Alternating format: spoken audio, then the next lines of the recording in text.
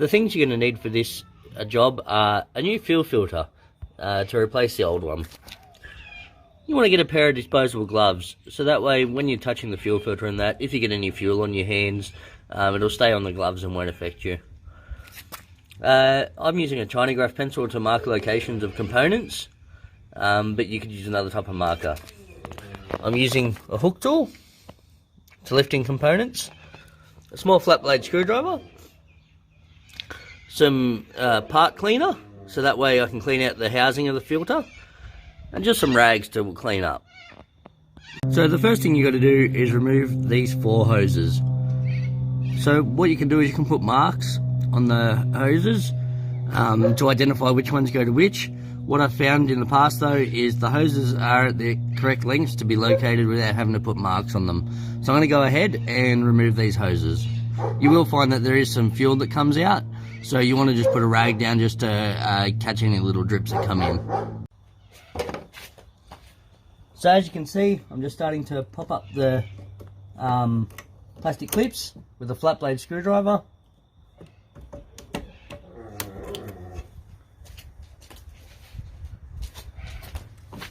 I'm going to drop a rag down the side, so that way when you take the hoses off, they just pull off.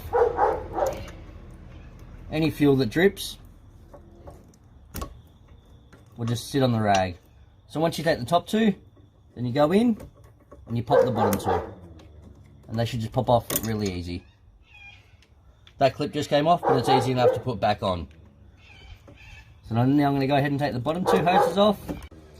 For the last hose, I find it's just easier, just lift up the unit a little bit and then just pull the hose off, and that way the unit is free.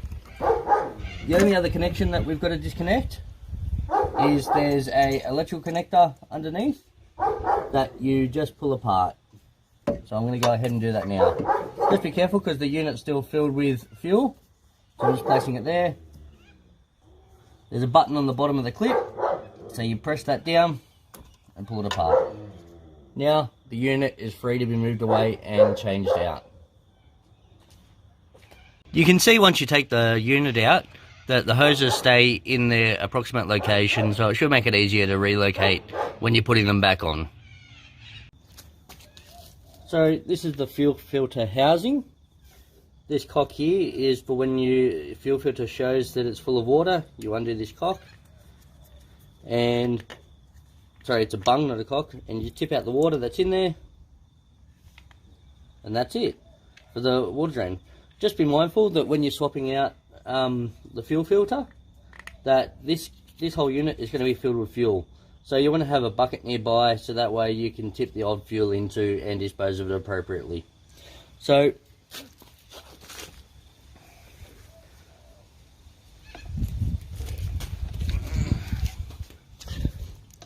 if you can see, there's markings on the screw and on the body for the arrows to line up. So that way when you're screwing it back together, you'll hear a click at the end and you'll want it to line up there. What I'm going to do is, to make sure I relocate the housing correctly, I've got a Chinograph pencil. I'm going to mark on the body where it goes and on the top, because you can move this housing to a different location to the body and then your arrows won't line up. So this is where I've put these lines, and you'll see that I'll line them up when I go to put it back together.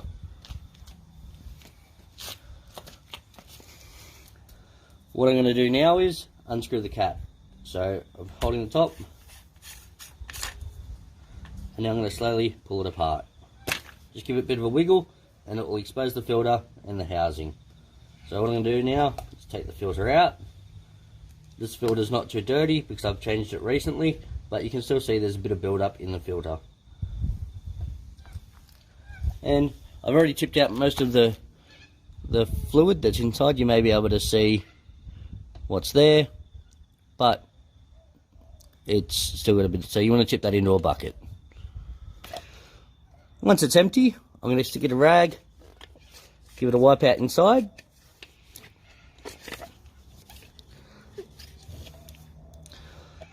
and get most of the liquid out. Now what I'm going to do is get the parts cleaner,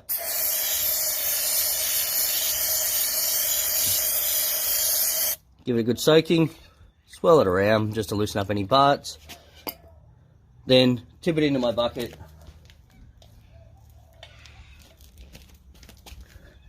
Then get another rag. Just wipe inside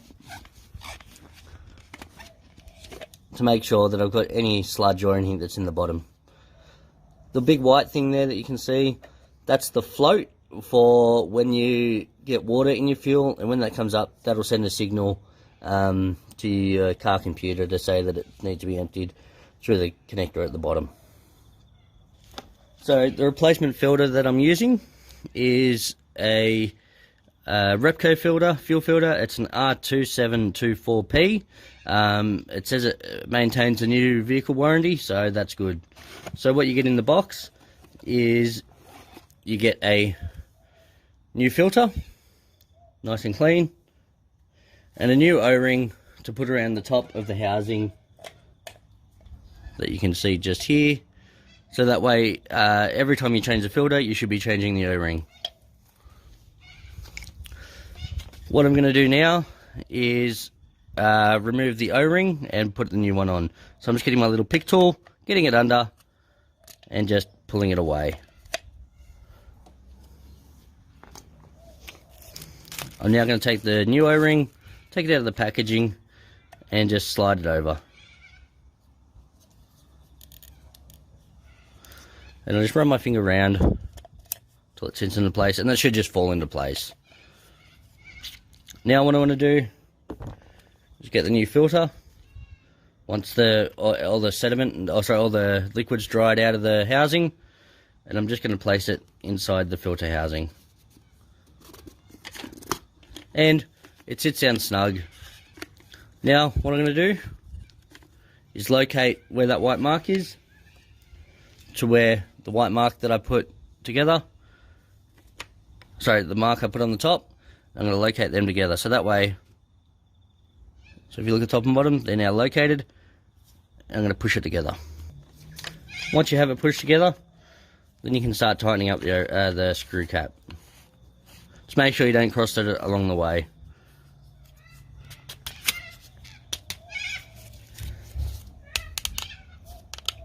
As you go, push it together. That way you can continue doing up the screw. And see, I'm getting close to where the screw mark has to be.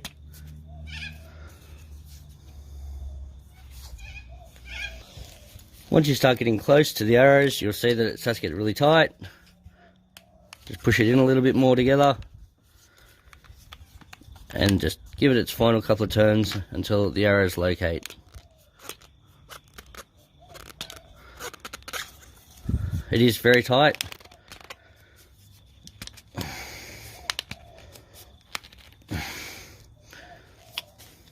It's one last little turn.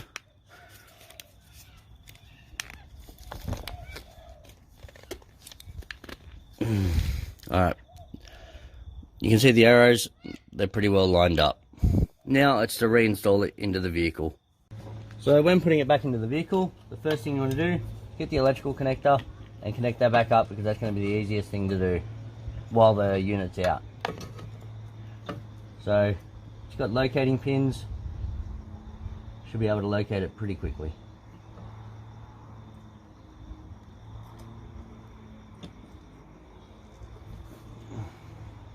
Now that's clicked back into place. What you do is, it's got this slide that you've got to slide down in the metal frame. It's a bit hard to film, so I'm just going to place it in.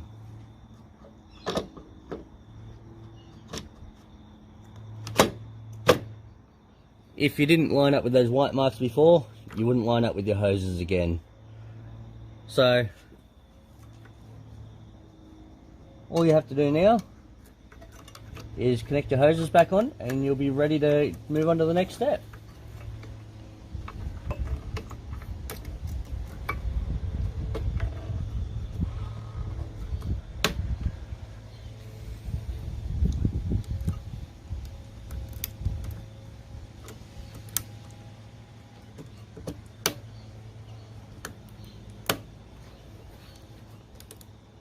Alright, so I'm just putting on the last hose now. What you do is, when you put it on, you push it on far enough until you hear a click. just make sure that you push down all these connectors as well, so that way they're all located in place.